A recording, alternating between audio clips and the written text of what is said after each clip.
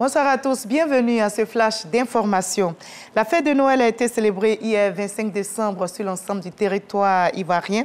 Les tout-petits ont reçu de nombreux cadeaux. La ministre Nassénéba Touré, elle, était à l'orphelinat de Bingerville pour un arbre de Noël au profit des enfants des établissements de protection et de remplacement. Les enfants du personnel de son département ministériel étaient aussi de la fête. Ils n'ont pas été oubliés, nous rapportent Evelyne Yoboué et Jean Magagui. 1500 enfants des établissements de protection ainsi que ceux du personnel du ministère de la Femme, de la Famille et de l'Enfant reçoivent des cadeaux des mains de la ministre Nassénéba Touré à l'occasion de la célébration de Noël. Il y a eu pour cadeau un vélo. Merci de nous avoir donné des cadeaux. Je veux bien travailler pour donner un beau résultat à mes parents. La ministre de la Femme, de la Famille et de l'Enfant veut à travers ce geste donner le sourire à ces tout-petits.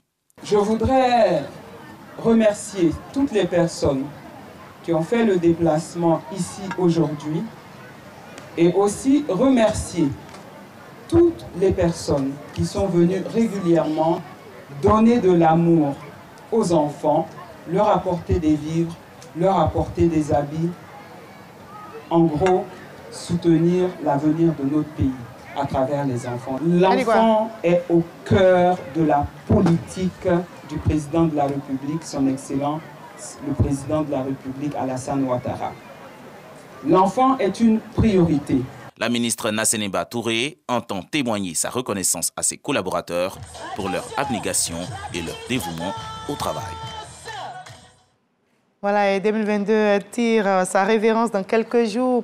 On se prépare donc à accueillir la nouvelle année 2023 et l'ambiance est déjà la fête dans les endroits publics comme les marchés, les grandes surfaces et également dans les gares routières. L'affluence est dense dans ces lieux. Commerçants et transporteurs se frottent les mains. En cette fin d'année, les embouteillages ont repris de plus belle sur les routes et de jour comme de nuit, les tickets dans les gares s'arrachent comme de petits pain. La fête emballe déjà chacun. Nous verrons l'ambiance dans les lieux publics dans l'édition de 20h. 65 établissements de l'enseignement technique et professionnel d'Abidjan et de l'intérieur du pays bénéficient de plus d'1 milliard d'équipements. Ce don est du Fonds de développement de la formation professionnelle FDFP. Objectif, assurer la qualité de l'enseignement dans ce secteur. La cérémonie de remise de ce don a eu lieu récemment au lycée technique d'Abidjan à Cocody en présence du ministre Kofi Nguessan. C'est une condamnation sévère et sans preuve convaincante, estime l'Association marocaine des droits humains, qui critique ainsi la justice marocaine qui a condamné plusieurs dizaines de migrants à des peines de prison ferme. Les faits remontent, vous vous souvenez, à fin juin dernier, lorsque près de 2000 étrangers venus principalement du Soudan avaient tenté d'entrer de force dans l'enclave espagnole de Melilla, située sur le sol marocain. Des affrontements avec les forces de l'ordre avaient alors dégénéré, faisant au moins 23 morts selon un bilan officiel. La justice a donc choisi la prison ferme pour de nombreux migrants arrêtés, ce que dénonce l'Association marocaine des droits humains.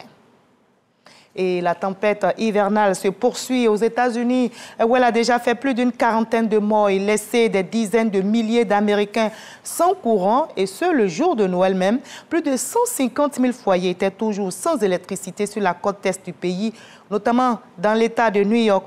À New York, donc sur l'une des places de Manhattan, le marché de Noël, habituellement très animé, est aujourd'hui fermé et le mercure affiche moins de 13 degrés Celsius depuis samedi. Rares sont ceux qui osent s'aventurer dehors.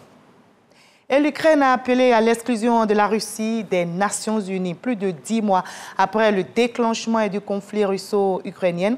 Et cette demande, il faut le dire, a peu de chances d'aboutir puisque Moscou dispose d'un droit de veto au Conseil de sécurité de l'ONU. L'Ukraine, qui y croit fermement, appelle tous les États membres de l'ONU à priver la Fédération de Russie de son statut de membre permanent du Conseil de sécurité de l'ONU et à l'exclure de l'ONU dans son ensemble. Et nous, on va se retrouver dans la paix à 20h pour la grande édition. À tout à l'heure.